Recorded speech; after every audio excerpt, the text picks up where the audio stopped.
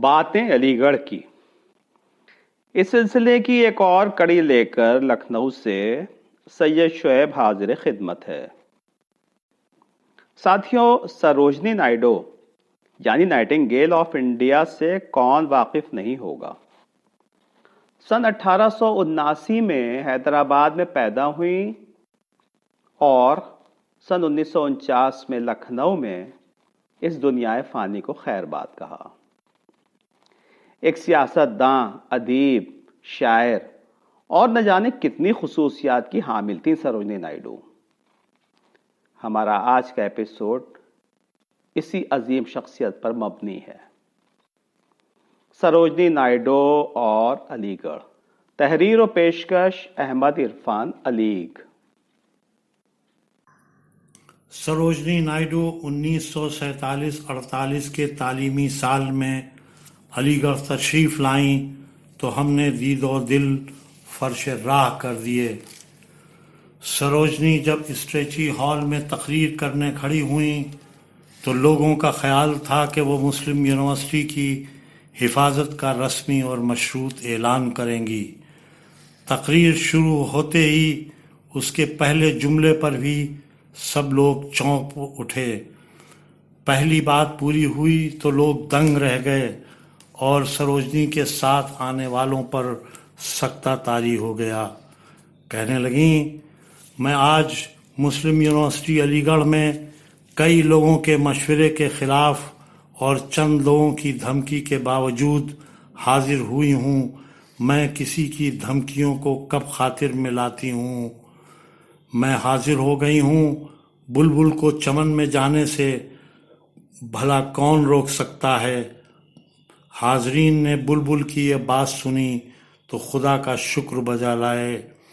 پاسباں مل گئے کعبے کو صنم خانے سے، بے اعتباری کی فضا چھٹ گئی۔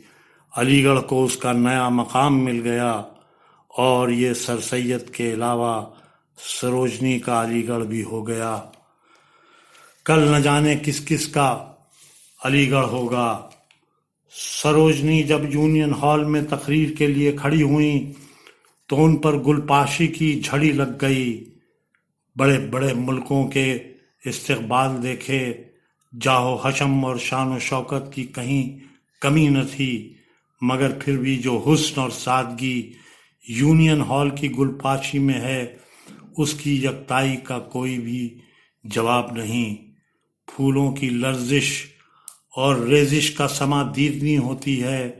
وہ سما بنتا ہے کہ جس نے ایک بار بھی پھولوں کی یہ برسات دیکھی تو وہ تمام عمر اسے یاد رکھتا ہے، اور جس پر ایک بار یوں پھولوں کی برسات ہو جائے وہ ساری عمر ان پھولوں کے نیچے دبا رہتا ہے۔ اور آج یہ گل پاشی سروجنی پر ہوئی۔ دیکھنے والوں نے گل و بلبل کا یہ نیا رشتہ بھی دیکھا تھا۔ گل تھا کہ آج بلبل پر نثار ہو رہا تھا۔ بلبل کی باری آئی تو اس نے کہا، میں آج ایک طویل مدت کے بعد یونین ہال میں آئی ہوں۔ پھولوں کی لڑیاں اور جوشیلے نوجوانوں کے جذبات کی کڑیاں اس مدت کے دونوں سروں کو آپس میں ملاتی ہیں۔ ہم نے پھول برسائے تھے، سروجنی نے جواب میں موتی لٹانے شروع کر دیے۔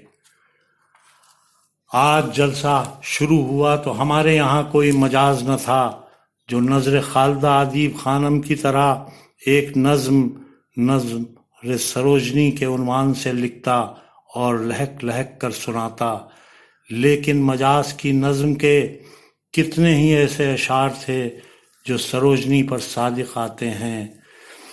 پھر ادھر آئے نہ آئے یہ شمیم جاں فضا، پھر میسر ہو نہ ہو ایسا سما ایسی ہوا، چھیڑ اس انداز سے اے مطرب رنگی نوا، ٹوٹ جائے آج ایک ایک تار تیرے ساز کا، ذکر جس کا زہر و پرویں کے کاشانے میں ہے، وہ صنم بھی آج اپنے ہی صنم خانے میں ہے۔